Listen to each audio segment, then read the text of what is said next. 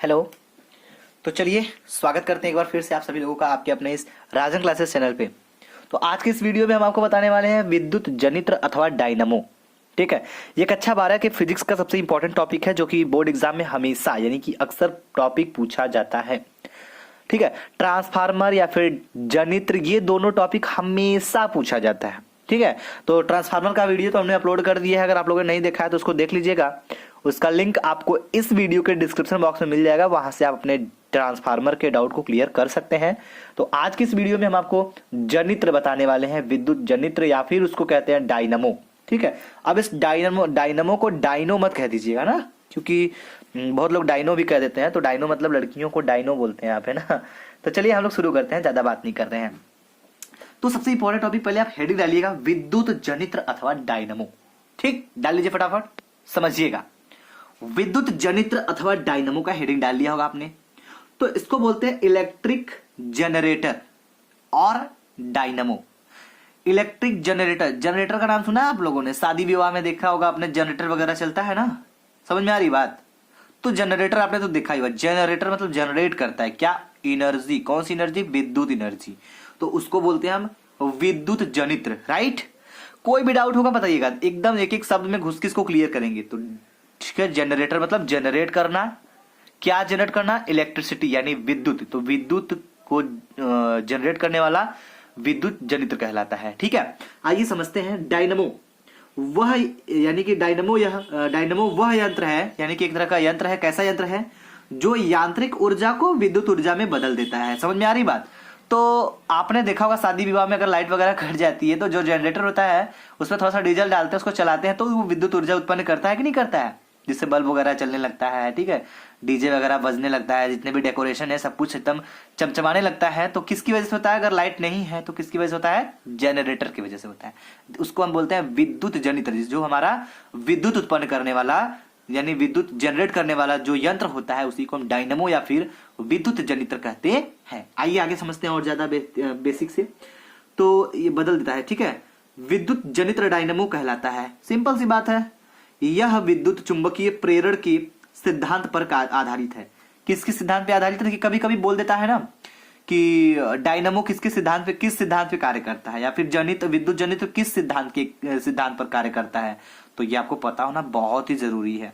तो आप यहां से समझ सकते हैं कि किस पे काम करता है। यह विद्युत चुंबकीय प्रेरण के सिद्धांत पर कार्य करता है या फिर उस पर आधारित विद्युत जनित्र में यांत्रिक ऊर्जा का उपयोग चुंबकीय क्षेत्र में रखे चालक को घूर्णन गति प्रदान करने में किया जाता है, जिसके फलस्वरूप प्रेरित विद्युत धारा उत्पन्न होती है। तो सबसे पहले ये समझिएगा ये किसके सिद्धांत पे कार्य करता है, ये तो क्लियर हो गया।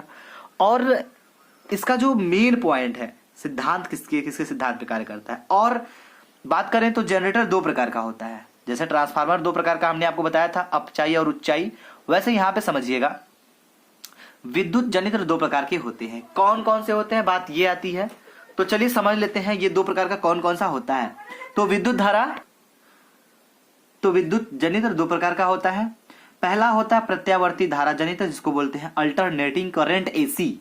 ठीक है, एसी बोलते हैं, एसी मतलब अल्टरनेटिंग करंट। ठीक है, समझ में आ रहा है कि नहीं आ रहा है, या तो इसको एसी कह दीजिए शॉर्ट फॉर्म में, या तो इसको अल्टरनेटिंग करंट कहते हैं फुल फॉर्म में। ठीक है, तो प्रत्यावर्ती धारा जनित्र बोलते हैं पहले को। दूसरा जो होता है वो होता है दिष्ट धारा जनित्र, जिसको हम बोलते हैं डीसी। डीसी बोले तो डायरेक्ट करंट। ठीक है, अब हम पहले समझेंगे प्रत्यावर्ती धारा जनित्र क्या होता है। ठीक है, तो पहले हम प्रत्यावर्ती धारा जनित्र को समझेंगे, बहुत अच्छे समझेंगे।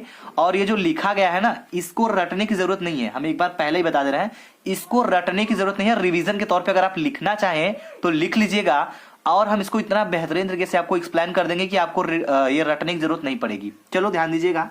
तो विद्युत जनित्र विद्युत चुंबकीय प्रेरण के सिद्धांत पर कार्य करता है, ये तो आपको पता है। ठीक है, किसके सिद्धांत पे कार्य करता है, ये जो प्रत्यावर्ती धारा जनित्र होता है, ये सिद्धांत की बात करें तो विद्युत जनित्र विद्युत चुंबकीय प्रेरण के सिद्धांत पर कार्य करता है।